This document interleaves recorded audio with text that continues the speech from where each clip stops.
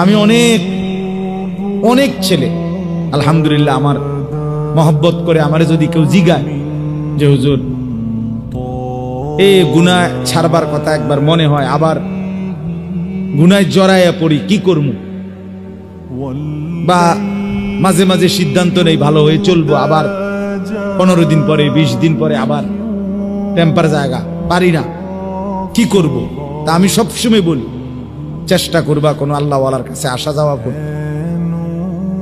যদি না আসতে পারো ব্যস্ততার কারণে, পড়ালেখার কারণে, কর্মের কারণে, চাকরির কারণে, হতেই পারে ছুটি নাই আমার, তাহলে কমপক্ষে নিজ এলাকার তুমি যেখানে নামাজ পড়ো ওই ইমাম সাহেবের কাছে কতক্ষণ বসে থাকো, দেখবা ইমাম সাহেবেরই কও যে হুজুর আমার একটা ভালো কথা কয়ে দেন, আমার জন্য একটু দোয়া করে দেন, আমি যেন ভালো হয়ে চলতে পারি, আমি যেন আমার চরিত্রটা ঠিক রাখতে পারি।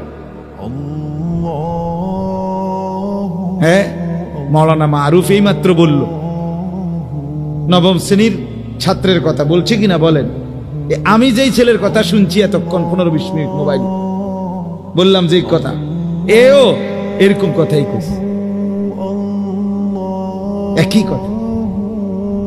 তার কথা শুনে অবাক হইলাম যে ঠিক এ আর এ একজন না, আরেকজন সে এই কথাগুলি বলছে।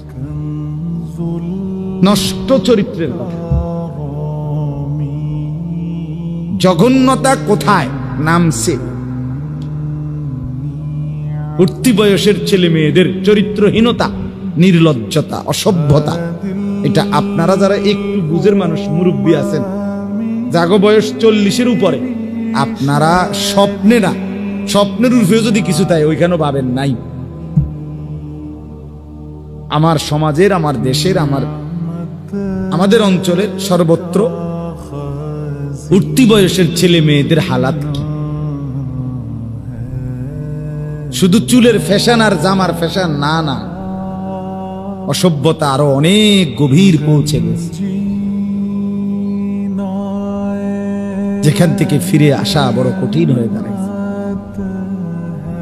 হ্যাঁ, চেহারার সুরতের মধ্যে নগ্নতা, মনে হয় যেন ভাসতেছে, খেলতেছে। নারীর আসক্তি, যৌন চাহিদা, অসভ্যতা, নেশা, মদ, জুয়া, জিনা, ব্যভিচার, পাগল হয়ে গেছে, পাগল।